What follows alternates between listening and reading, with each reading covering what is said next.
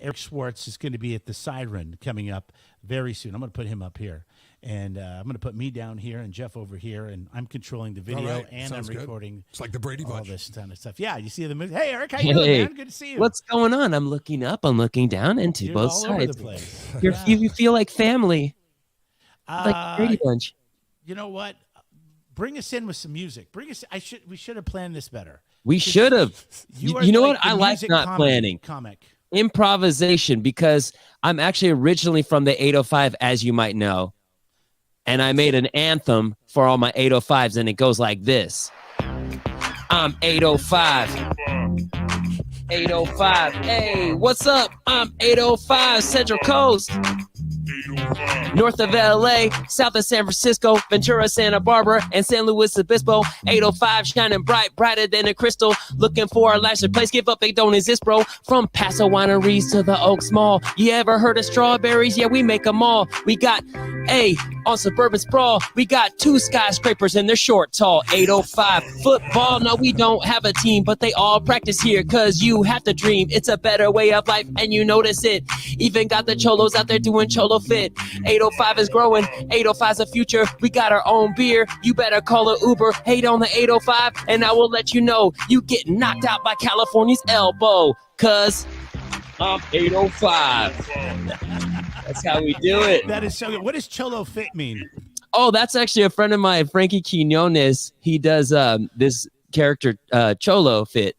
It's a Creeper from Cholo Fit. Is this character who does this fitness program as a cholo. It's so fun. I did a theme song for him called It's Creeper. He was on my podcast, and so I wanted to shout him out in the 805 song because he's also from the 805. So when a lot of comedians, I should say, when a lot of comedians have kind of suffered over the last couple of years, I actually thought of you, and I was like, oh, he'll be fine because this is your space. Okay. This technology is your space. This is what you do. Yeah. So well. Yeah, you do a podcast. You do. I'm sure you're doing all kinds of online comedy during it, but it's good to be back in the clubs, right? Yeah, during the pandemic, we all comedians, we got hit because that's what we do is we go out and we tour live, and we couldn't do that. But I was like, you know what, I'm gonna double, triple down on my content. And I did this one thing about in 2021, I did 30 songs in 30 days. So I did 30 songs and music videos in 30 days. I challenged myself. And that Creeper song was one of the songs that I created. And yeah, what we're doing right here, if people are just listening to the audio, we're doing an actual video stream as well that, I couldn't even fathom that before the pandemic, but now we got all this cool technology. Like I brought this technology with me. Like I could change my voice up, Yeah, what's up, Jeff? Jeremy. Yeah, smooth. I beatbox with this thing and everything. I'm like,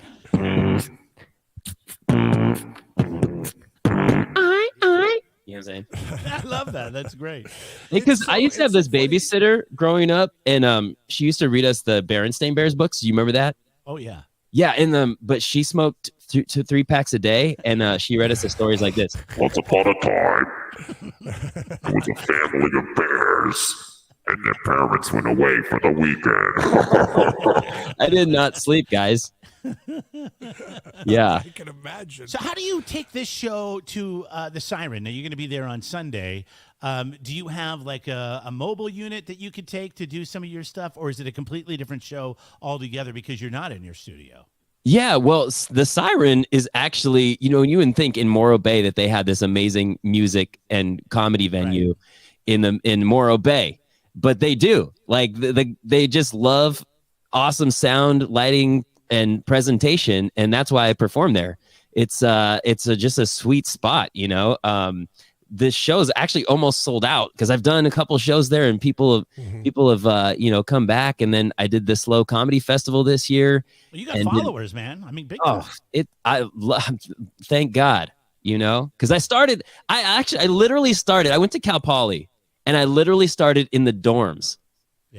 And so when I went back to Cal Poly this year to do the Performing Arts Center with the Slow Comedy Festival, it was so crazy. I went to the hall that I used to perform in, and I went and looked at it. It was this little like room, and they had the same furniture there. I'm like, man, student dollars haven't bought new furniture after all these years. But I went there and I was like, man, I used to perform in this little room. And then I walked back over to the Pack and I'm like, wow, this place was being built when I was a student. So I deserve to perform here because I probably paid for it. Yes, exactly.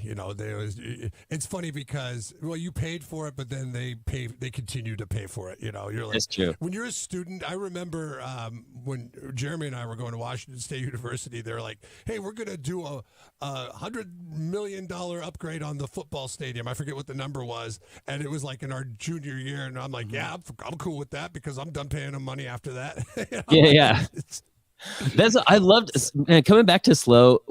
I just realized things about the area that like people pronounce things wrong, like intentionally, like the main drag of San Luis Obispo is called Higuera Street, and it's Higuera. I grew up with a Mexican stepfather, so I speak Spanish.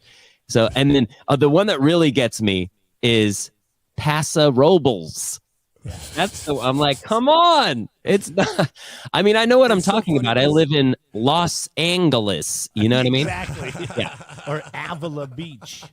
Avila Beach. Yeah. There's so many. Yeah, that is really weird. But we're working on it. I think we do it, honest to God, to find out if people are outsiders.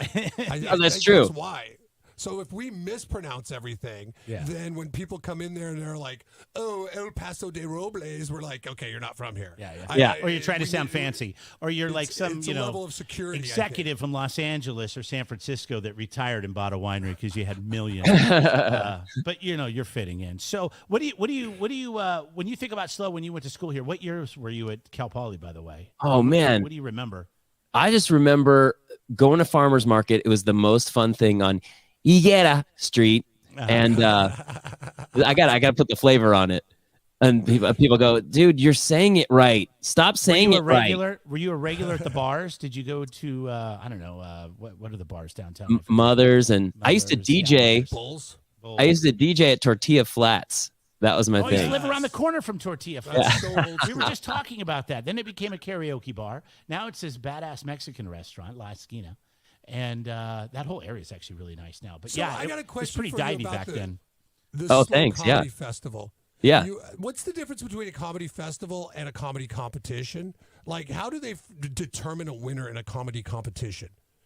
There's so many various ways. I haven't done a competition in a long time, but when I used to do them, sometimes they would have judges, and sometimes they had unqualified judges where you're like, dude, you own a bar in Chico. What do you know about comedy? Or but then I don't know. It's like it could be audience votes. Just depends on the rules of the competition. But a festival is more like, hey, we're going to showcase some comedians that we like. We're taste making this festival. We're curating it. So that's what this Slow Festival was. So what does it mean when you get best of the festival at the San Luis Obispo festival? So they say that there's not a competition, but like I guess the audience votes on their favorites every show, and then if you get the most votes, I think it's maybe on the last show. I forgot how they do it, but I had so much fun on these shows that I just was lucky enough to get into the last show, the Best of the Fest, and it was amazing, man. That Performing Arts Center was something else. It was great. Were you a little bit overwhelmed? I mean, because it is a lot different than the Siren and other places that you probably perform. Yeah, well, I love performing at theaters. I actually got to go on tour with Joe Coy before the pandemic. And he's cool. A huge touring actor. He's doing arenas. We got to do the Forum, which is like 13,000 people. We got to do the Chase Center, which is the same. And we went to Australia, New Zealand, Dubai, the Philippines. I helped him out on his special. Did you fly Emirates to Dubai? What's the flight to Dubai? What is that, like 12 hours? We went I think we went directly from Australia. Oh, okay. Or from Philippines. I can't remember which. Yeah. No, we went from the Philippines. Yeah, we went from the Philippines. So it wasn't as long, but it was about 8 hours from there. And that was Emirates is like their coach is our business class. Their business class is our first class, and their first class is like a motorhome. Apartments. It's apartments. It's like an apartment. Yeah, It's crazy. it's beautiful. I was looking at videos of it's got like a living room, a bathroom with a shower, a bedroom. It's pretty nuts. Eric Schwartz at the Siren this Sunday night, 7:00. Tickets are going fast. TheSirenMorrowBay.com. I want to hear some more music. You want to do? Yeah, something? let's do it. All right, Because we're gonna do a break and we'll come back. So you got a minute to get ready. okay. All right. More with Eric Schwartz. Stick around.